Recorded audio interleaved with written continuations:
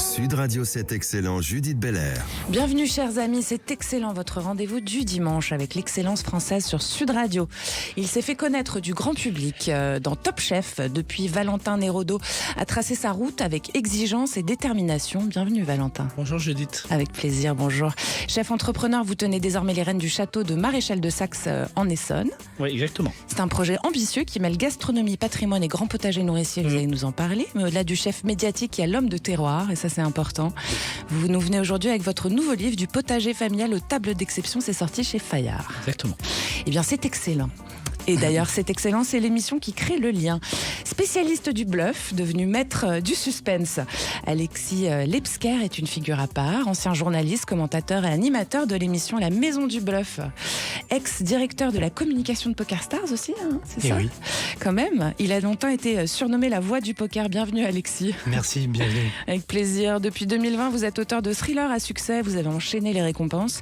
Vous quittez temporairement le thriller d'ailleurs pour explorer un autre terrain, celui du mensonge avec votre essai Qui vous ment, la nouvelle méthode infaillible pour détecter les mensonges. Vous n'allez pas vous faire des amis, c'est publié chez Michel Lafon. Ça c'est moi qui l'ai rajouté. Hein. Mais c'est vrai, c'est vrai. Si ça marche, c'est vrai. Vous nous écoutez, vous êtes sur Sud Radio, bienvenue chez vous. Valentin Nérodo. Alors, du potager familial aux tables d'exception, c'est sorti chez Fayard. Vous nous y racontez votre parcours, de votre enfance en Charente-Maritime, entre les légumes de votre grand-père et la cuisine de votre maman. Oui. Et puis jusqu'au plateau de Top Chef, et puis aux grandes tables aussi, gastronomiques. Exactement. Voilà. Et c'est un récit gourmand, évidemment, agrémenté de recettes, ce qui n'est pas pour me déplaire, étant une grande gourmande. Vous aimez les bons plats ? J'aime les bons plats, ouais. Alors, ce qui est intéressant, c'est que chez vous, la gastronomie, elle commence par un simple potager. Ouais, exact. Tout part d'un potager. Voilà. Cuisiner, j'ai appris à semer les légumes et les fruits avec mon grand-père, les ramasser avec ma grand-mère, et c'était encore une génération où cuisiner avec la famille, et c'est vrai que moi j'ai adoré cette période-là, et je suis amoureux de la cuisine et amoureux des bons plats, des plats qui rassemblent. Ouais, c'est ça en fait, parce que la cuisine à la base ça rassemble, on partage. On partage un moment en famille, exactement. Voilà. Alors, vous êtes né donc en Charente-Maritime, au cœur de cet univers rural où la cuisine elle commence dans le jardin. Alors, ce qui est intéressant, c'est que votre grand-père il cultivait en fait légumes, herbes aromatiques, asperges, fruits rouges, etc. Exactement. Donc il avait une vraie saisonnalité. Donc j'ai appris depuis que je suis gosse les saisons, les fruits, les légumes, et puis surtout les retransmettre comme j'ai expliqué dans le livre. Et j'ai donné beaucoup de recettes. C'est la saisonnalité qui est importante dans la cuisine, dans un restaurant pour un chef. Et c'est des valeurs essentielles, et ne pas utiliser des produits de hors saison. Ouais. Donc ça, c'est très très important. Très important, effectivement. En fait, vous avez appris d'abord avec vos sens. J'ai appris avec un grand-père, déjà. Ouais, ça, c'est important. C'était cette odeur, ce beurre qui chante, cette cuisine où je regardais avec ma grand-mère et appris des techniques anciennes. Mais c'est surtout cette sublimation de ramasser, de planter, de ramasser et de cuisiner. Ouais. Donc quand vous partez du produit de la terre comme ça, que vous arrivez à l'assiette, finalement le parcours de votre carrière il est assez logique, parce que c'est presque une métaphore de ce que vous avez vécu dans l'enfance en fait. Aujourd'hui ouais, mais je ne pensais pas en arriver là aujourd'hui. J'ai eu un parcours atypique, j'ai travaillé dans des très belles maisons étoilées dans le sud-ouest, des André Daguin, des Michel Guérard, des Pourcel, avec des ambiances et un apprentissage très dur. Et puis ensuite, j'ai fait Top Chef. Ouais. J'ai ouvert mes restaurants très jeune. J'étais plus jeune chef de France. Vous êtes un chef entrepreneur. Ouais, exactement. C'est ça. Et j'avais plein de rêves. J'étais un jeune cuisinier plein de rêves. Mais du coup, quand on a des rêves, on se voit au firmament quand même, non, Valentin ? J'ai toujours rêvé un peu trop. J'ai toujours été un garçon très décalé. Alors, vous avez ce grand-père qui est dans le jardin, puis vous avez votre grand-mère qui prépare des conserves, de la confiture, des plats mijotés, et votre mère qui vous transmet vraiment ce goût de la table, en fait. Exactement. C'est de faire plaisir. Vous savez, c'est dans ces familles où on en fait toujours trop. Ouais. Il y a toujours des restes, où il y a des pots au feu qui durent 3 jours, où on fait toujours des plats du lendemain. C'est toujours meilleur le lendemain. C'est poule au pot, c'est farci, c'est exceptionnel. exceptionnel. Exceptionnel. Moi, j'étais en Charente-Maritime, il y avait des langoustines, il y avait des fruits de mer, il y avait des choses incroyables. Et ça, c'est un terroir et un goût en fait qu'on trouve dans votre région, puis en France, quoi. J'ai envie de dire. Un peu en fait, c'est partout quoi. en France. Ouais. On change de région, on a l'impression de changer de pays. On a des départements, des produits exceptionnels. Et j'aime de plus en plus nos produits français. Et je n'utilise que des produits français. D'accord. Et pour moi, les circuits courts, c'est comme la saisonnalité, c'est un point d'honneur. C'est très important. Bien sûr. Alors très tôt, finalement, vous avez compris aussi que c'est une manière de transmettre de l'amour à la cuisine. Hein. Je pense que quand on n'aime pas, quand on veut pas faire plaisir ou quand on sent que c'est un effort, ça se ressent dans le goût, ça se ressent dans la cuisine. D'accord, c'est moins bon, quoi. C'est moins bon quand on a envie, on essaye de faire plaisir. Et donc ce livre, en fait, vous avez mélangé le récit autobiographique, je rappelle, du potager familial aux tables d'exception, l'hommage aussi à votre famille. Allez-y. À 40 ans, j'ai envie de faire un bilan. Ouais. J'ai vécu des hauts, j'ai vécu des bas, j'ai eu un apprentissage assez dur. Ouais. J'ai eu. On va y revenir tout à l'heure. Exactement. Et j'ai voulu transmettre ces messages de joie, un message comme j'explique dans le livre, de pas perdre son cap, de toujours avancer, de toujours faire son mieux dans des univers pas forcément faciles et de toujours se remettre en question. Et aussi cette conviction que finalement la grande cuisine, elle n'est pas réservée qu'aux tables d'exception, quoi, à un moment donné. Hein. Pour moi, aujourd'hui, la vraie cuisine, c'est une cuisine... On retourne aux valeurs essentielles. Je pense que dans les années fin 90-2000... Il y avait la fusion food et tout ça. Ouais, exactement. Il fallait toujours cette cuisine de comparaison. On voulait toujours faire mieux, un peu d'esbrouf. Et aujourd'hui, on retrouve les valeurs essentielles. Alors moi, je vais vous poser deux questions sur 2 recettes que j'ai sélectionnées. Je voudrais que vous nous les racontiez parce que c'est toujours bon avant le dîner d'entendre un peu, de s'ouvrir l'appétit comme ça.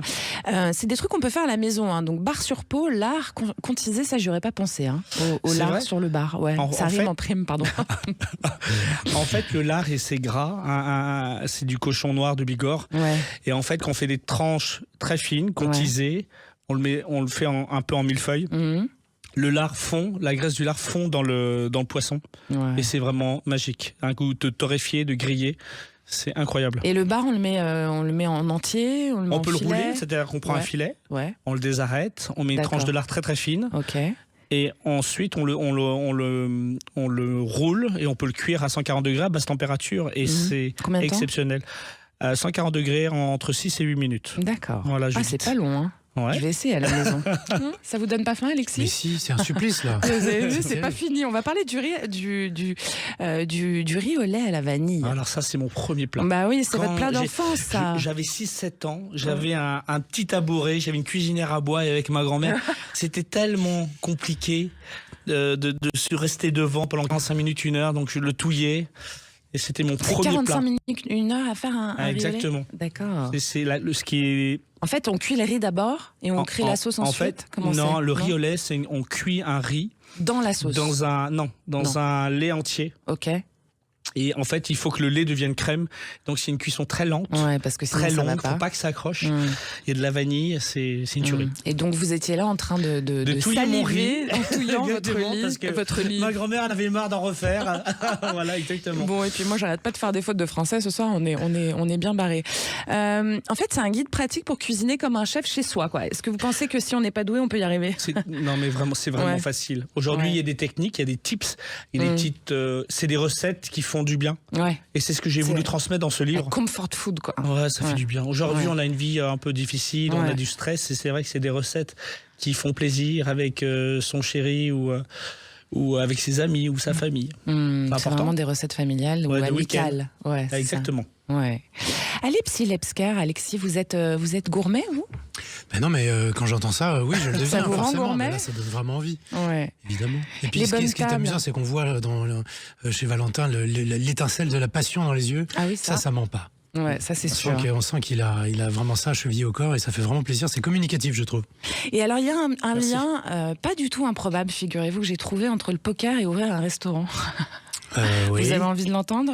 Quand on est au poker, quand on mise, on accepte de perdre. Ouais. Potentiellement. Il vaut mieux, oui. Voilà. A priori, quand même, beaucoup plus souvent d'ailleurs que l'on ne gagne. Vous allez nous le dire. Oui, ça dépend des gens, mais effectivement, les gens perdent plus qu'ils ne gagnent. En cuisine, quand on ouvre un restaurant comme le chef, ici présent, on risque son capital. mine de rien. Donc on mise aussi. Il y a un investissement et puis il y a un risque, évidemment. C'est la même audace que le all-in, en fait, quand même, d'être entrepreneur. Il y a peut-être un peu moins, la part de hasard est quand même un petit peu plus congrue, je pense, heureusement. Oui, c'est plus ça, construit. C'est plus construit, ça repose plus sur le talent, et heureusement. Mais il y a quand même une histoire de capital risque, parce qu'il y a aussi des gens Bien très sûr. talentueux en poker, Alexis, non? Oui, mais la part de hasard, ils essaient de la réduire le plus possible, mais elle est là quand même. Alors que je pense que quand même dans le business, et même si c'est business de la restauration, il y a quand même, ça dépend quand même énormément de la qualité du service et des produits choisis, etc. Bien sûr. On a quand même la main sur beaucoup de choses. Ouais, c'est vrai. Ce qui est moins le cas dans le Ce qui est moins le cas dans les jeux de hasard. Valentin Nérodo, là, moi, j'ai cité deux recettes. Vous, citez-nous-en une que vous avez envie de partager avec les auditrices, les auditeurs. Moi, j'ai une recette de risotto qui est incroyable, que les frères Pourcel m'ont appris. C'est un risotto crémeux arborio. Donc, le Carnaroli arborio, c'est les variétés de riz du nord de l'Italie. D'accord. Et on fait vraiment aller prendre ce riz-là. Exactement, c'est un riz rond qui est fait pour ça. On fait réduire, on fait cuire un oignon ou des échalotes grises, et puis on fait nacrer le riz, important d'enrober le riz dans de la matière grasse. Et puis on entend Quelle matière grasse? De l'huile d'olive. D'accord, toujours. Toujours, avec un risotto, c'est toujours de l'huile d'olive. D'accord. Et puis le faire nacrer et le cuire au bouillon de légumes ou un bouillon de volaille. D'accord. Ou un bouillon de poulard. poulard. Nacré, c'est quoi? Nacré, c'est enrober le riz d'une matière grasse pour que les saveurs et le goût soient bloqués. Ok. Et c'est pour ça que le riz a beaucoup de goût. Et ensuite, on le mouille au fur et à mesure entre 18 et 22 minutes. C'est combien de temps devant le plat? Comment? C'est combien de temps que vous allez touiller cette fois-ci? Entre 18 et 22 minutes. D'accord, Judith, va falloir se mettre au boulot là. Non, ça va, 18 et 22 minutes, c'est quand même mieux que le riz au lait. Parce que je sais pas si c'est vrai que c'est très très long parce que la cuisson est longue pour que le riz soit bon. Et ensuite, une fois que vous avez fait cette base, je fais monter une crème fouettée nature, sans assaisonnement, et je le lis à cette crème fouettée, et c'est parmesan fraîchement râpé, Reggiano, c'est crémeux, c'est léger, c'est exceptionnel. Bon, je vous laisse, je vais aller dîner. Je peux venir manger chez vous. Mais quand vous voulez, Judith. J'adore le risotto en plus. C'est vrai? Moi, mon risotto a beaucoup de succès. J'ai l'impression, oui. On va venir le goûter. Sud Radio, c'est excellent, vous l'aurez compris, ça donne faim d'ailleurs. On vous revient tout de suite avec le chef Valentin Nérodo, puis l'auteur Alexis Lepsker. À tout de suite. Sud Radio, c'est excellent, Judith Belair. Merci d'avoir choisi Sud Radio, c'est un bon choix, je dirais même plus, c'est excellent. Avec moi ce soir, le chef Valentin Nérodo, qui est à la tête du château de Maréchal de Saxe, c'est en Essonne, enfin de la tête des cuisines. Exactement. C'est important de le préciser. Puis votre livre, Valentin, du potager familial aux tables d'exception, c'est sorti chez Fayard. Ainsi que le maître du suspense, et oui, vous êtes un maître du suspense, Alexis, vous le savez ça? J'espère. Ouais. Donc vous êtes donc journaliste aussi, ancien joueur de poker, ancien journaliste, ancien joueur de poker. Moi, je joue toujours au poker, mais j'ai arrêté d'être journaliste. D'accord. Préférez le poker quand même. Ça reste. C'est tenace. Alors vous nous venez, Alexis Lepsker, avec votre essai qui vous ment, la nouvelle méthode infaillible pour détecter les mensonges. C'est sorti chez Michel Lafon. J'ai envie de dire, et j'ai commencé par dire ça, c'est vrai que vous n'allez pas vous faire des amis. Non, c'est sûr, mais bon, c'est le prix à payer pour y voir un petit peu plus clair dans ce que les gens nous disent. Ouais, c'est ça. Alors qui vous ment donc, c'est un concept, c'est tout simplement le mensonge est universel. Oui. Voilà. Tout le monde ment. Oui. On ment tous. On ment tous plus ou moins, oui. C'est vrai qu'on s'en rend même pas compte parfois. Bien sûr, c'est tellement naturel qu'on ment tous. Alors on ment tous pas pour les mêmes raisons, et on ment tous pas de la même façon, et on ne ment tous pas avec la même fréquence. C'est prouvé. Il y a des gens qui mentent beaucoup plus et qui représentent une part importante du mensonge qui est produit dans la société. D'accord. Donc Mais c'est quoi, c'est des mythomanes? Non, pas nécessairement. Non, pas parce que c'est pas l'ouvrage traite pas du mensonge pathologique. C'est vraiment le mensonge dans la société. Et il y a des gens qui utilisent cette arme-là, appelons-la comme ça, de façon très courante. Voilà. Alors, tout le monde n'a pas les outils pour détecter ces fameux mensonges, et vous nous les donnez en fait. C'est ça l'idée. Exactement. Voilà. Vous êtes fort de 25 ans à observer des gens qui bluffent. Oui. C'est un drôle de palmarès, mais c'est vrai que ça fait quelques milliers de bluffs que j'ai observés, oui, c'est vrai. Et alors, comment est-ce que vous repérez quelqu'un qui est en train de bluffer, genre le premier signal? Alors, au poker, là, on parle. Ouais. Au poker, bon, le classique, on va dire, au niveau du poker amateur, c'est je suis faible, donc je suis fort. D'accord. Je soupire et puis je fais tapis. Ok. Bon, voilà, ça c'est des contradictions un peu grossières, mais qu'on voit encore maintenant, un peu plus rarement, mais qu'on sinon, voit Kim toujours. Kardashian qui va jouer avec, Oui, avec des ses lunettes, miroirs. Ah, il y a des génies. Ça, hein. j'avais trouvé ça génial. Il y a des micro-signaux involontaires qui trahissent un bluff en général, et en fait, c'est les mêmes signaux quand on ment dans la vie. C'est ça que vous nous expliquez. Oui, alors ça c'est vrai, c'est malheureusement plus difficile à repérer, et puis c'est surtout que c'est difficile de se baser là-dessus. C'est-à-dire que c'est très sexy dans une série télé ou dans un roman policier, j'en sais quelque chose, mais dans la vraie vie, vous vous grattez l'oreille, bon, bah, vous êtes nerveux, qu'est-ce que je vais faire de ça ? Ouais. Qu'est-ce que je vais faire de cette info ? Est-ce que je vais vraiment engager une discussion un petit peu animée avec quelqu'un, tout simplement parce que son comportement me semble subtil, suspect C'est peut-être quand il y a c'est des pas choses jouable, qui en fait. s'accordent en fait que vous voyez vraiment, c'est-à-dire quand il y a une incohérence verbale qui va avec un comportement physique bizarre. Alors ça c'est très intéressant Voilà. ce que vous dites, parce que tout ce qui est incohérence et rupture, là ça doit alerter effectivement ça doit nous éveiller, parce que il y a une raison. Normalement, si on est détendu, bah on est détendu, on est tout le temps détendu. Mais si on est détendu et qu'on a la jambe qui s'anime sous la table, c'est étonnant qu'on ait envie de montrer à quel point on est détendu, alors que c'est pas le cas. Donc il faut essayer de comprendre comment fonctionne l'autre, mais c'est pas, ça repose pas sur un ou plusieurs signes. C'est tout un fonctionnement qu'il faut comprendre, qui est assez logique en fait, qui est pas très dur à comprendre. Il y a pas besoin d'avoir un don, il y a pas besoin d'avoir observé les gens pendant des années. Simplement, il faut savoir quoi regarder et le recaler sur le discours qu'ils ont. Pour essayer de comprendre comment fonctionne l'individu. Alors qu'est-ce qu'il faut regarder en premier ? Bah, il faut surtout écouter. Il faut jamais interrompre quelqu'un qui parle et pour lequel vous avez un petit soupçon, parce que il peut s'enterrer tout seul. Il peut vous donner le petit détail en trop, la petite gaffe qui fait que on s'étonne un peu. Donc il faut toujours laisser continuer tout le discours. Il faut même prolonger par un blanc. Alors c'est très difficile dans la vraie vie, mais je vous assure qu'il faut faire ce petit effort, parce que le menteur, le blanc de 2-3 secondes... Il se dit, ah, ça y est, je suis grillé. c'est un supplice. C'est un supplice. Il se dit qu'est-ce qu'il est en train à quoi il pense, et il peut continuer, il peut enchaîner et parler tout seul à nouveau, et se contredire, il peut gaffer. Donc il faut le laisser parler. Et puis une fois qu'on a tout noté, qu'on a bien enregistré ce qu'il nous a dit, bah là il faut lancer ces salves de questions. Et j'explique également que ça sert à rien de poser des questions au hasard. Il faut bien choisir les questions qu'on va poser. Alors, ce qui est intéressant aussi, c'est que vous avez travaillé avec d'autres spécialistes, des spécialistes du comportement, des policiers, enfin des professionnels de la police en tout cas, des psychologues, qui vous ont aussi donné leur vision de ce mensonge en fait auquel eux ils sont confrontés aussi quotidiennement. Bien sûr. Ouais. Oui, c'est pas juste. Ils ont des techniques pour savoir si un accusé, par exemple, leur ment. Oui, pour les policiers, effectivement. Alors, et ils m'ont appris une chose, c'est que eux, en fait, ils essaient de réduire la part de détection du mensonge au plus petit, alors à sa plus petite part. Pourquoi ? Justement parce qu'ils veulent essayer d'obtenir des aveux le plus vite possible, et ils se renseignent énormément. D'accord. Et c'est vrai que c'est quelque chose c'est un conseil qu'on peut quand même donner aux gens, c'est qu'à partir du moment où on sait qu'on va avoir probablement un témoignage mensonger, parce qu'on se doute que quelqu'un va arriver vers nous en nous racontant une histoire, se renseigner avant, c'est quand même vraiment très intéressant. C'est vraiment très important, parce que ça permet de lui couper l'herbe sous le pied, une fois qu'on l'a bien laissé parler, comme je disais. Donc c'est vrai que sur ce plan-là, la police m'a beaucoup appris. Après, il y a les questions qui sont assez amusantes, avec l'interview d'un policier qui interpelle les automobilistes. Ouais.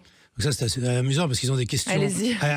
En fonction de la façon dont on répond, ils voient si on a bu ou pas. Et ils font l'économie d'un ballon ou pas, quoi. Donc c'est assez marrant. Alors c'est pas un manuel de manipulation que vous nous proposez, c'est un outil pour notre lucidité, quoi. Pour mieux mener notre barque, ou mieux mentir peut-être. Et voilà, je vous voyais venir. Je vous voyais venir tout de suite. Non, c'est sûr que si on a une lecture négative de l'ouvrage, on peut se dire, je vais mieux mentir maintenant. Mais c'est pas le but. Bon, c'est comme... Vous me voyez des noires pensées que je n'ai pas. Non, mais a priori, je vais pas jouer au poker avec vous, par contre. Moi non plus. Voilà, vous voyez. Tout de suite. Et alors vous, pour en revenir sur ce poker, justement, vous avez quand même commenté les plus grands tournois internationaux. Vous avez décortiqué justement les stratégies mentales. Vous avez fait ça pendant plus de 10 ans. Ce qui est intéressant, c'est que justement, vous expliquez toutes ces micro-expressions, ces ruptures de rythme dans les discours, les incohérences narratives, on en a parlé, les stratégies d'évitement traitements, enfin toutes ces petites choses qui finalement viennent s'appliquer à notre vie de tous les jours, dans nos relations personnelles, professionnelles, dans notre manipulation sociale ou celle qu'on peut en tout cas voir agir, par exemple avec les hommes politiques. Ça, c'est un vrai sujet aussi. Bien sûr. Quand vous regardez un homme politique parler à la télé, vous savez s'il ment ou pas? Non, pas forcément, parce que je dois être honnête, c'est pas facile. Essayé, hein. C'est pas facile. On peut partir du principe qu'ils mentent tous, mais c'est un peu la facilité. Oui, c'est un peu la facilité. Mais par contre, ce qui est amusant, c'est qu'effectivement, il y a une unanimité contre les hommes politiques, parce qu'à chaque fois que je parle de mon livre, on me dit et la politique. Donc ça vient tôt ou tard. Ça vient tôt ou tard. Donc c'est vraiment une profession qui a une très très mauvaise réputation dans ce domaine. Donc finalement, ce que ça nous permet de faire aussi, c'est peut-être pas d'être un détecteur de mensonges, parce que vous le voyez pas s'il ment l'homme politique ou pas. On part du principe qu'il ment, c'est ça que vous avez dit. Mais en fait, ça peut aussi nous développer vraiment notre esprit critique, quoi. Oui, évidemment. C'est ça. Bien C'est-à-dire sûr. apprendre à écouter autrement. Exactement. La détection des mensonges, c'est une compétence. Moi, j'ai pas de don particulier. Je l'ai travaillé. Et comme alors j'ai peut-être des aptitudes meilleures que d'autres, mais je veux dire, ça fait pas de moi un surhomme du tout. Vous avez fait beaucoup de poker. Et je pense que vraiment, c'est à la portée de tout le monde, à condition d'avoir les clés, de savoir quoi regarder, quoi écouter, quelles questions poser, quelles questions se poser aussi, et puis de synthétiser tout ça de façon cohérente avec une méthode qui tient la route. Alors vous, Valentin, est-ce que vous mentez? Je pense que ça doit arriver de temps en temps. C'est pas des gros mensonges, c'est par rapport à ma maman pour pas qu'elle stresse, par rapport. Oui, mais ça, il y a un côté aussi en tant que leader, on doit motiver les troupes. Et il y a des choses inutiles. Des choses qu'on omet. Oui, exactement. Ouais. On fait le tri sur. Même quand ça va pas, il faut que ça aille. Donc c'est quelque chose, c'est plus un état d'esprit. Est-ce que omettre, c'est mentir, Alexis? D'une certaine façon, oui, ça peut, bien sûr. Mais le mensonge par omission. Oui, je trouve que si c'est un mensonge, il y a des choses que j'omets de dire, mais c'est plus pour motiver les troupes. Ou pour protéger. Pour protéger, exactement. Mais il faut pas non plus trop complexer. Le mensonge est utile dans la société, c'est aussi un lien social. On peut pas tout dire. Vous êtes bien habillé, vous avez bonne mine alors que la personne est malade. Vous êtes bien habillé, je me suis dit, se fout de moi, en fait j'ai un t-shirt blanc. Il est en train de me mentir. Mais le mensonge l'exemple le plus éclatant, c'est quand on montre la photo de nos enfants. Ouais. Qu'ils sont mignons. C'est quand même difficile de dire dites donc, il est beaucoup plus moche que l'autre. Moi, il y a un mensonge qui me met mal à l'aise, moi, c'est quand on va voir des artistes à la fin d'un spectacle. Et que vous n'avez pas aimé. Moi, je dis rien, mais c'est vrai qu'il y a des gens qui en font trop. Moi, je suis mal à l'aise face à ça. Ouais, c'est compliqué, c'est vrai. Vous avez tous les deux un mental d'entrepreneur quand même, finalement, parce que gastronomie, gestion d'équipe, projet patrimonial de votre côté, Valentin, et puis vous, poker, médias, littérature de l'autre, en fait, Alexis. J'ai envie de dire que ce sont deux parcours très différents, mais une même colonne vertébrale. Vous êtes sur une discipline, l'ambition, on va pas se mentir, et puis cette maîtrise émotionnelle aussi, qui est importante, là dont on vient de parler, parce que finalement, vous, quand vous mentez par omission, Valentin, c'est pour maîtriser mieux ce qui vous entoure. Le moral des troupes, exactement. C'est important. Je trouve que c'est du leadership aussi. Mais je crois que peut-être Alexis. Le point commun, c'est peut-être la passion. Ah bah forcément. A priori, oui. Ouais. C'est ce qui tient tout, évidemment. On est des gens passionnés. Et il faut avancer. Et un peu curieux aussi. Ça, il y a toujours à découvrir en cuisine, a priori. Et en poker aussi, j'imagine qu'on découvre toujours des trucs nouveaux. Au poker, oui, oui, il faut travailler son jeu. Mais je parlais plus généralement. C'est vrai que je suis passé du poker à l'écriture de polar, et puis maintenant à un essai sur les mensonges. Oui, je suis assez curieux, je pense qu'on peut le dire. C'est pas un défaut dans cet excellent. Puis d'ailleurs, vous l'aurez compris, on est sur Sud Radio et c'est excellent. On est avec le chef Valentin Nérodo et puis l'auteur de thriller, mais pas que d'ailleurs, vous l'aurez compris, Alexis Lepsker. Vous restez avec nous, à tout de suite.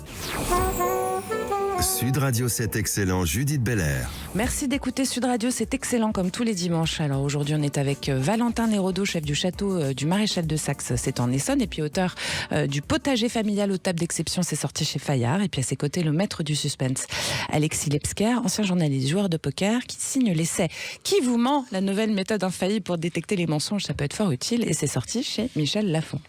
Alors on va parler un peu de vos parcours, messieurs. Vous, Valentin, à 14 ans, vous avez commencé à nous le dire tout à l'heure, Vous avez quitté le cursus scolaire classique. Vous êtes entré en apprentissage. Et alors, vous avez traversé une formation exigeante, parfois brutale. On le sait que c'est pas facile en cuisine, hein, surtout pour un gamin comme ça. Et à l'époque, un apprentissage très très violent dans les gastros, dans les restaurants étoilés, où c'était un autre monde vraiment, où il n'y avait pas de bienveillance, en tout cas, avec les jeunes. Ah oui. Beaucoup d'ailleurs de ma génération ont arrêté le métier parce que c'est vrai que c'était assez. C'est un peu comme l'armée, quoi. C'est plus que l'armée parce que il y a des heures. Ouais. Ouais, vous pouvez faire des journées de 20 heures, quoi. Ouais, exactement, en tant que mineur. Et puis faire travailler à la chambre de commerce ou dans des centres de formation d'apprentis. Et puis travailler le soir, travailler les week-ends. Donc c'est vrai que c'était un autre monde. Mais ça m'a. Et qu'est-ce qui vous a fait tenir, en fait? La passion. La passion. Ouais. Et j'avais des rêves plein la tête. Et alors, ça vous a forgé quand même, parce que vous êtes devenu endurant. Oui. Vous êtes devenu technique aussi, peut-être même un peu obsessionnel, j'imagine. Un petit peu. Ouais. Et puis, vous avez un mental de compétiteur, quoi. C'est ça, de se remettre en question, de faire de son mieux. C'est vrai que grâce à cet apprentissage, j'en suis arrivé là aujourd'hui, ça c'est sûr. Mais à quel prix? Si vous n'étiez pas passé... Ah, si c'était à refaire, je réfléchirais. Ouais. Parce que vous avez vraiment douillé, pardonnez-moi le terme. Ouais, c'est exactement. C'est un apprentissage très, très, très dur. Moi, j'ai 41 ans, j'ai commencé à 13 ans et demi. Et avec vos apprentis, du coup, vous en avez des apprentis, vous? Et j'ai pas du tout le même vous êtes, très différent aujourd'hui. Je suis très bienveillant. Et j'aime mes équipes. Ouais. Et c'est l'amour, c'est important, quoi. C'est important, pour avancer. Et j'ai reproduit ce que mes chefs m'ont enseigné, le chef Gueulard. Il y a aussi André Daguin. Pas forcément irrespectueux, mais le chef Gueulard, aujourd'hui, je suis obligé de travailler dans une sérénité. Ouais, dans le calme. Alors, il y a des figures fortes. André Daguin, il vous a transmis le respect absolu de ce produit gascon dont vous nous parliez tout à l'heure. L'Hôtel de France, c'était 2 étoiles Michelin à Auch. C'est lui qui a inventé d'ailleurs le magret grillé, le foie gras mi-cuit. C'est un grand maître. On adore. La cuisine gasconne, elle est fabuleuse. Moi, j'adore de toute façon le terroir en général. Alors, le gascon, oui. Il y a Bernard Bach qui lui, c'est la finesse méditerranéenne. Exactement, le Puy Saint-Jacques, à Pujaudran, près de Toulouse. Bon, et puis évidemment, il y a Thierry Marx. Ouais. C'est important d'en parler aussi, quand même. Voilà, ça c'est aussi dans Top Chef. Ouais. J'ai l'impression d'avoir Dieu devant vous. Ah ouais, c'est ça. Et un calme, une sérénité. Personne bronche devant lui. Il fait peur un peu ou pas? Il a beaucoup de charisme et il impressionne et c'est le respect avant tout. Et c'est ça un chef aussi, non? Oui, c'est ça. Vous faites peur à vos équipes un peu? Non. Avec le sourire. Ils veulent pas me décevoir. Ça, c'est important. Bah oui, mais c'est bien. Un peu de pression, quoi, quand même, pour que ça marche. Mais utile. Ouais. Voilà. Ça peut être utile, la pression. Je pense. Ouais. Ça vous pousse vers le meilleur. On fait des métiers tous autour de cette table, un peu de pression. Oui, mais après, je pense que c'est très utile et ça vous pousse à votre zone de confort, en dehors de la zone de confort. C'est bien. Je suis d'accord. On est fiers de vous après. C'est excellent. Alexis Lebsker, vous très prolifique quand même, parce que vous avez commencé à écrire en 2020. Oui. Votre premier roman, c'est Et avec votre esprit. C'est chez Michel Lafon aussi. C'est tout de suite le prix des nouvelles voix du polar. Bah oui, pourquoi perdre son temps? Puis après, vous avez enchaîné 5-6 bouquins. Il y en a eu 2 qui ont aussi marqué. Le Mangeur d'âme, qui a été adapté au cinéma. Ouais. Et puis À couper le souffle, le prix Cognac 2025. Vous êtes devenu un des auteurs de thrillers français les plus vendus. Bah oui. Mais comment ça se fait? C'est quoi le secret? C'est le talent. C'est quoi la recette? Non, c'est la passion. Valentin a dit tout à l'heure, je crois que c'est communicatif, la passion qu'on met dans son travail, mais je crois que c'est exactement ça. Moi, il n'y a pas une ligne en 6 bouquins, il n'y a pas une ligne, pas un mot. J'ai écrit sous la contrainte. Je me dis pas, il faut que j'écrive, mince, j'ai pas écrit une page cette semaine. Si j'écris, c'est parce que j'ai envie d'écrire, j'ai envie de communiquer, j'ai envie de raconter une histoire. Et raconter une histoire, il faut être passionné. Bien sûr. Il faut être passionné, il faut y croire, faut avoir. C'est pas facile d'écrire un bouquin de 400. Comment vous 450 travaillez? pages. Faites un plan d'abord? Oui, alors ça j'aimerais bien. C'est ce que je me dis à chaque livre. La prochaine fois, je me fais un plan et j'y arrive pas. Non, justement parce que il y a cette espèce de passion qui prend le dessus. Je commence par structurer mes chapitres et puis au bout d'un moment, mon tableau Excel est tellement aride par rapport à ce que j'ai envie de raconter, donc je me lance dans l'écriture. Là où je triche un peu, c'est que j'ai le plan quand même dans ma tête. J'arrive à savoir à peu près où je vais aller. Vous avez la fin d'abord? Ah, j'ai la fin, bien sûr. Il faut commencer par la fin, en fait. C'est un peu ça le secret, non? Je sais pas, il y a des très bons auteurs qui n'ont pas leur fin, qui commencent sans savoir du tout comment ils vont évoluer, comment ça va se terminer. Moi, j'ai beaucoup d'admiration parce que je vois pas comment je pourrais travailler comme ça. Vous écrivez la nuit, vous? J'écris un peu quand j'ai envie, ouais. Il n'y a pas de. Non, même d'horaire dans le précis. train, il peut y avoir du bruit, des gosses. Au contraire, ça vous concentre? Non, quand même pas. J'irai pas Même jusque-là. avec des gosses, hein, Les gosses des autres. Votre écriture, elle est visuelle, elle est très cinématographique. On sent qu'elle est rapide aussi. On sent qu'elle est un peu construite aussi comme une partie d'échecs, quoi. Ouais, ou de poker. Ou de poker. Non, j'écris très Non, il vite. y a un peu d'échecs. Je parlais stratégie, là. Ouais. Aussi, échecs. non, c'est vrai. Il y a beaucoup d'échecs aussi. C'est très construit, c'est très mathématique. Et j'écris très vite. Mon dernier roman, A couper le souffle, je l'écris en 1 mois à peu près. Donc c'est parce que je voulais garder ce côté très nerveux, très impulsif. Je voulais qu'il y ait toute l'énergie Vous avez écrit dedans. en 1 mois? En 1 mois, ouais, du 1er au 30 juin Bravo. dernier. Et alors après, il y a une réécriture parce qu'il y a évidemment des maladresses, des lourdeurs, des répétitions, etc. C'est la maison Mais d'édition ou c'est vous, ça? Non, ça c'est moi. D'accord. Ouais, c'est moi. Mais ça, je passerai, ça passera jamais. Donc c'est sûr que je vais les retrouver. En revanche, l'impulsion du départ, si je mets 3 quarts d'heure à écrire un paragraphe, je l'aurai jamais. Donc je préfère privilégier l'énergie, le rythme, quitte à sacrifier un petit peu de défauts que je retrouverai plus tard, que je pourrais toujours corriger. Oui, il vaut mieux lâcher tout et puis revenir Ouais, dessus, quoi. C'est ça que exactement, vous dites. exactement. D'accord. Alors, vous avez tous les deux réinventé votre trajectoire aussi un petit peu. Hein. Valentin, vous, c'est votre combat contre la maladie qui vous a repositionné finalement complètement dans la vie en général. Je pense que corps-esprit est très lié. Vous aviez 28 ans, hein, c'est ça? Ouais, j'ai fait une rupture d'anévrisme. Ouais, surmenage, stress, anxiété. Faut se ménager en fait. J'ai un mental qui est plus fort certainement que mon physique. Et il faut apprendre à se ménager. J'ai mis 10 ans pour ça, à apprendre à se prendre des week-ends quand je peux. Mais c'est vrai. Il faut s'accorder du temps, quoi. La c'est ça que vous dites. performance, c'est ça aussi. La performance, C'est c'est réussir à pouvoir s'écouter. travailler 4 jours à fond et avoir 3 jours off. Ouais. Et non pas faire 10 heures d'affilée inutilement. Et suite à ce verbatim, j'ai envie de dire presque de santé, en fait, vous avez été obligé de vous repositionner dans la vie. Il y a eu un rebond professionnel aussi. Enfin, ça vous a mis sur un autre chemin, quoi. C'est ça qu'on appelle la résilience, en fait. Vous en avez fait quelque chose de positif. Exactement, de positif. Je me suis mis en tant que chef privé pour travailler pour des personnalités, des chefs d'État. Ouais.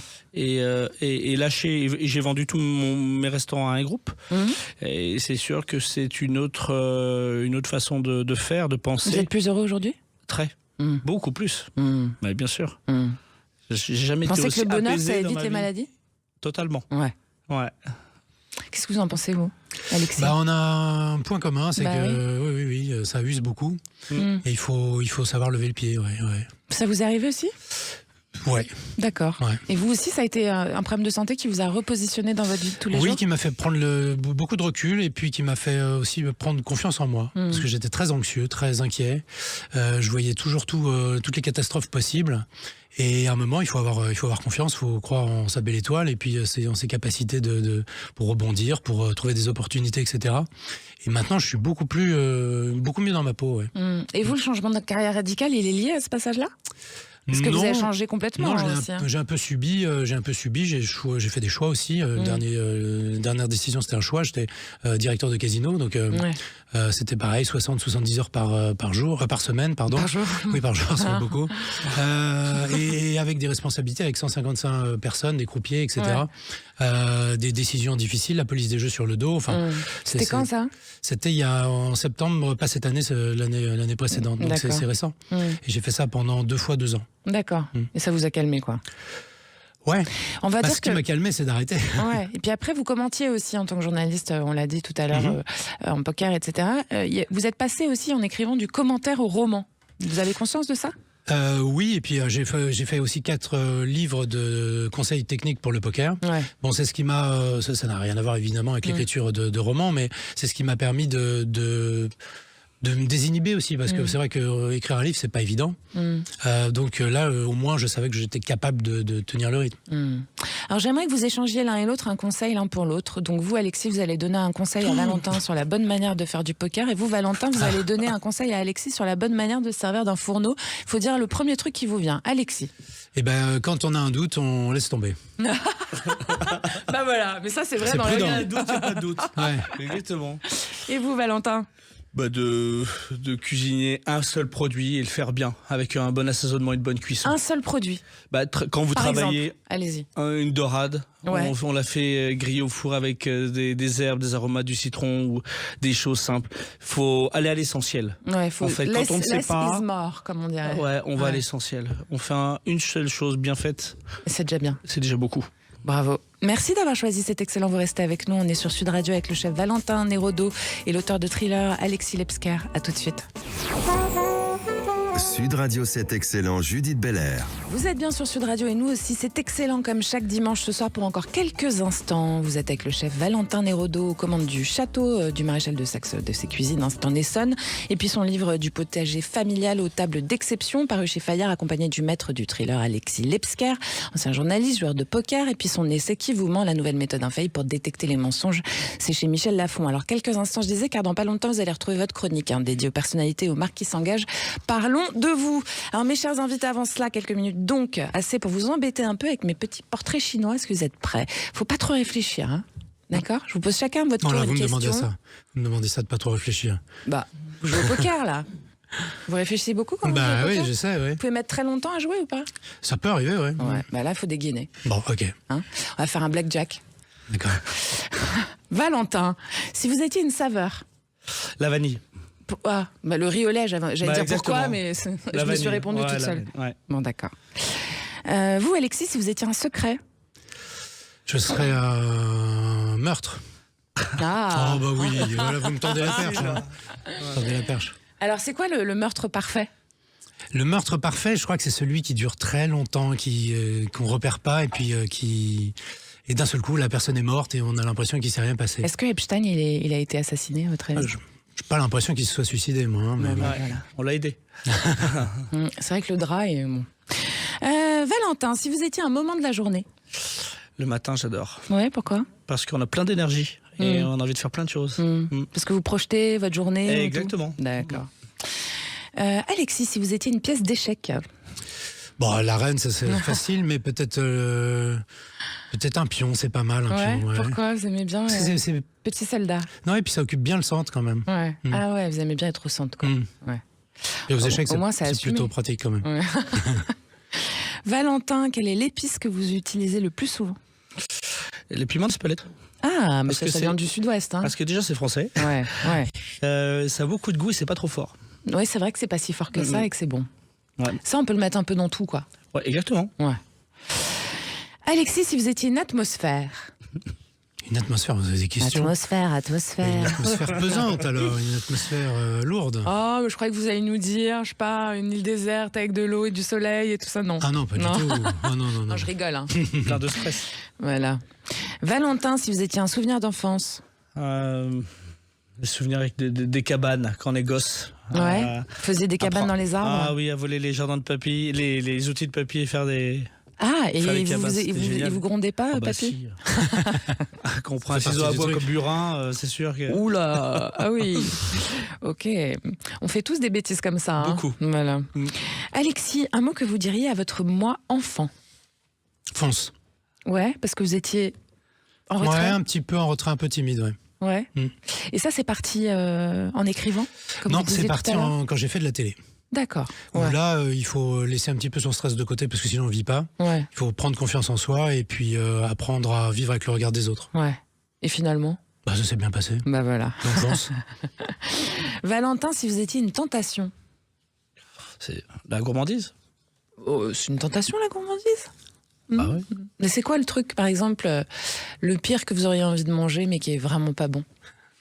Oh. Allez-y, confiez-vous à mon micro. Bah, j'aime bien le sucré, moi. Ouais, genre Ouais, quoi? un bon Paris-Brest, en fait. Avec Ah, le praliné bah, et j'adore. les noisettes grillées qui fondent, là. Mais vous ça va, voyez. c'est pas trop mauvais ça pour la santé. Oh, je Un crois petit aussi quand peu même de temps quelques en centaines temps. de calories, quand même. Vous faites Mais- très attention à ça, vous. Hein. Non, Non. je vis maintenant. J'ai Ouais. fait très attention à une époque. Ouais, parce que Mais vous allez maintenant- beaucoup à la salle, ça se voit, je peux le dire aux auditrices, aux auditeurs. Oui, quoi. mais aujourd'hui, c'est juste là où on met le curseur, en fait. Ouais. Et c'est se faire plaisir, ne pas trop abuser, faire les choses normales. Ok. Normalement. Alexis, si vous étiez un mensonge. Ça me fait rire, là. Un mensonge. Un mensonge Allez-y, par omission. mentez-moi. Un mensonge par omission. J'en vois pas d'autres. D'accord. Valentin, si vous étiez une promesse. La promesse d'un plat qui reste toujours identique sur une carte, ça c'est important. Quand on mange un plat savoureux sur une carte, et quand on est client, on a envie que ça soit exactement le même la prochaine fois. Donc par exemple un ceviche de bar de Bretagne aux agrumes, par exemple, et à la vanille, j'adore bon, ça. Vous mettez de la vanille dedans? J'adore, je fais des huiles aromatisées. Ouais. Oh là là, bon. J'ai vraiment faim maintenant. Alexis, si vous étiez un super pouvoir? Lire dans les pensées. C'est déjà pas mal. Bah ouais. Ça doit être un peu flippant parfois. Hein, oui, mais c'est très rentable, je pense. Gagner beaucoup d'argent. Valentin, si vous pouviez réaliser votre vœu le plus fou? Rendre ma mère heureuse. Bon, ouais. Ah non, mais vraiment c'est encore déjà plus. Le cas, ça. Non, encore plus. Je suis sûre qu'elle est hyper heureuse, votre mère. C'est important aujourd'hui. De votre parcours à vous. Ouais, elle est très fière, non? Encore mieux. On peut toujours faire mieux pour maman, quoi. Ouais, c'est vrai. Hein? C'est exactement. Ouais, c'est beau. Alexis, si vous pouviez laisser un message aux humains dans 100 ans. Calmez-vous. Merci à tous les deux. Merci beaucoup, Alexis. Merci beaucoup. Merci Valentin Nérodo. Et ben on retrouve Parlons de vous tout de suite. Hein. Vous restez avec moi tous les deux. On revient dans quelques minutes pour la fin de l'émission. À tout de suite. Sud Radio, Parlons de vous. Judith Belair. Parlons de vous, ce sont les visions des femmes et des hommes qui façonnent l'entreprise sur Sud Radio. Alors à la suite de l'ouverture du Salon de l'Agriculture, je suis avec Johan Mériot. Bonsoir Johan. Bonsoir. Johan, vous êtes directeur de Fertiline, c'est la branche engrais du groupe coopératif InVivo. Alors il y a une question stratégique qui s'impose pour ce Salon de l'Agriculture 2026, c'est celle des engrais et de notre souveraineté alimentaire évidemment. C'est un sujet d'actualité en effet, on a des enjeux majeurs aujourd'hui autour des engrais, les conditions d'accès pour les agriculteurs aux engrais en quantité et en prix qui fait de ce sujet-là un véritable sujet d'actualité à l'occasion de ce salon. C'est certain, ouais. Alors comme le rappelle votre groupe coopératif InVivo, il ne peut pas y avoir de souveraineté alimentaire sans souveraineté sur les intrants stratégiques. Alors déjà, les intrants stratégiques, je pense qu'il faut expliquer aux auditrices, aux auditeurs ce que c'est. Les intrants agricoles, c'est tout ce dont les agriculteurs ont besoin pour faire grandir et développer les plantes. Une plante, on la sème, il faut la protéger et il faut la nourrir. Le rôle des engrais, c'est de nourrir les plantes. Bien sûr. Et du coup, cette souveraineté des intrants stratégiques, comment est-ce qu'on va y arriver ? La souveraineté des engrais est un vrai sujet pour la France et plus largement pour l'Europe parce que tous ces nutriments dont les plantes ont besoin, malheureusement, on n'en a ni en France ni en Europe et on dépend du coup de filières d'importation depuis les pays tiers. D'accord. Donc il faut faire évoluer ça effectivement. Du coup, est-ce que ces engrais-là, ils sont devenus un des maillons finalement les plus vulnérables de cette souveraineté agricole française ? Ça l'a toujours été. Notre modèle de production agricole dépend des engrais. Et comme je l'évoquais à l'instant même, on n'a pas d'engrais en Europe. Donc il faut créer ces filières d'importation. Je vais prendre quelques exemples, si vous voulez bien. Bien sûr. Quand on parle de nutriments, on parle d'azote, de phosphore et de potasse. Ce sont des ressources naturelles qui n'existent pas en France ni en Europe. D'accord. Et il nous faut du coup les faire venir de pays tiers. Ouais. Concrètement, c'est quoi aujourd'hui l'impact des taxes, des sanctions et du MACF sur le prix payé par les agriculteurs ? Johan. Le coût des engrais aujourd'hui est majoré par des taxes cumulatives sur les importations qui peuvent être des taxes tarifaires, des taxes non tarifaires qui font qu'aujourd'hui on a des conditions économiques d'accès aux engrais pour les agriculteurs français extrêmement élevées en comparaison des autres pays agricoles ailleurs dans le monde. D'accord. Et du coup, pour accélérer ce développement des engrais bas carbone sans pénaliser les agriculteurs davantage, qu'est-ce qu'il y a comme solution ? Les engrais nourrissent les plantes, mais peuvent avoir un effet négatif sur l'environnement et on parle en particulier de l'impact sur le réchauffement climatique. Et donc, une des voies d'amélioration du bilan environnemental des engrais, c'est de réduire effectivement les émissions de carbone à la production des engrais. Et pour ça, on travaille sur des technologies de production d'engrais bas carbone. Et est-ce que c'est possible, même si on manque des ressources, de faire un engrais 100% français ? Aujourd'hui, pour fabriquer des engrais azotés, on utilise le gaz naturel. On a besoin de beaucoup d'énergie en fait pour capter l'azote qui est dans notre environnement. L'azote en fait est présent dans l'air à 80%. D'accord. Cet azote-là n'est pas disponible pour les plantes. Comment on le capture ? On utilise en fait le gaz naturel, l'énergie qui est contenue dans le gaz naturel pour fixer cet azote qui est dans l'air et le rendre disponible pour les plantes. On dépend du coup beaucoup de cette énergie-là pour synthétiser les engrais chimiques azotés. D'accord. Et du coup, c'est faisable à votre avis ou pas ? Et il y a des technologies aujourd'hui qui sont en train de se mettre en place qui permettent de fabriquer des engrais azotés à partir d'électricité. Cette même électricité qu'on peut produire avec de l'énergie hydraulique, éolienne ou nucléaire. Du coup, c'est faisable. C'est donc faisable de produire effectivement des engrais avec un moindre impact carbone sur l'environnement. Et du coup, c'est le but ? Notre stratégie aujourd'hui au sein du groupe et de l'entreprise, c'est effectivement de promouvoir un projet Fertigi qui vise à produire sur le territoire français, à horizon de 5 à 10 ans, des engrais azotés pour sécuriser la souveraineté de la France en engrais. Bravo. Est-ce qu'on peut parler d'un risque réel de perte de compétitivité française avant tout ça, face à d'autres puissances agricoles qui sont moins contraintes que nous aussi ? Ce que j'évoque, la perspective effectivement de produire des engrais bas carbone en France et en Europe, ce sont des perspectives moyen terme. À très court terme, aujourd'hui, il y a un choc de compétitivité pour les agriculteurs. Les productions végétales sont peu valorisées sur les marchés internationaux et les coûts de production des agriculteurs français augmentent, et notamment drivés par le prix des engrais. D'accord. On a donc un véritable problème de compétitivité aujourd'hui pour nos agriculteurs en France à travers les conditions d'accès au prix des engrais. Alors concrètement, comment est-ce qu'on facilite et on améliore cette situation ? En évitant, comme je l'évoquais tout à l'heure, les taxes cumulatives sur le prix des engrais. Aujourd'hui, donc ça, c'est un message que vous envoyez à l'État, on peut le dire comme ça ? À l'État français et plus largement à la Commission européenne qui est en charge de ces sujets-là. D'accord. Je cite un exemple. Oui, allez-y. On importe des engrais azotés depuis les États-Unis. Cet engrais azoté qui vaut 300 € la tonne, aujourd'hui frappé de taxes douanières, de taxes anti-dumping et de taxes carbone. Le montant cumulé des taxes, c'est 150 € la tonne sur un produit qui en vaut 300. Ouais, c'est-à-dire plus de la moitié, enfin c'est la moitié quoi. Voilà. C'est beaucoup, ouais, effectivement. Cet enjeu, juste pour le signaler, a été très largement pris en considération par l'administration de Trump qui a décidé en novembre, devant les protestations des agriculteurs, de supprimer toutes les taxes sur toutes les importations d'engrais aux États-Unis et d'abaisser ainsi les coûts de production des agriculteurs américains, ce qui facilite en fait leurs exportations. Yoann Merriot, c'est quoi votre message pour finir aux agriculteurs qui nous écoutent aujourd'hui ? Que chez InVivo, on œuvre à la fois pour sécuriser effectivement la disponibilité de ces engrais en quantité et en prix, mais on œuvre aussi pour demain prévoir en fait la production d'Europe sur le territoire français et ainsi améliorer la souveraineté du pays en ce qui concerne les engrais azotés. Donc ça va aller mieux quoi. Ça ira mieux demain. Ouais, merci. Je vous rappelle que vous étiez avec Yoann Merriot, qui est directeur de Fertiline, c'est la branche engrais du groupe coopératif InVivo. C'était Parlons de vous. C'était excellent. Merci encore Valentin Nérodo, Alexis Lepsker d'avoir partagé avec nous. Valentin Nérodo, je rappelle votre potager, votre livre du potager familial aux tables d'exception, c'est chez Fayard. Et puis si on veut découvrir votre table, vous êtes au château du Maréchal de Saxe, c'est en Essonne. Ouais. Alexis Lepsker, pour ceux qui veulent apprendre à détecter les mensonges, il faut acheter votre bouquin, puis pour ceux qui veulent bien mentir aussi, si je peux me permettre. Mais non. Mais si. Qui vous ment ? Ne l'écoutez pas. La nouvelle méthode infaillible pour détecter les mensonges, foncez, parce que vous allez apprendre plein de trucs, c'est chez Michel Lafon. Merci à tous, à toutes de votre fidélité, c'est excellent votre émission sur Sud Radio. On se retrouve dimanche prochain à 19h pour écouter de nouveaux destins excellents. Merci à Juju qui réalise pour vous aujourd'hui. Moi je vous embrasse, bye.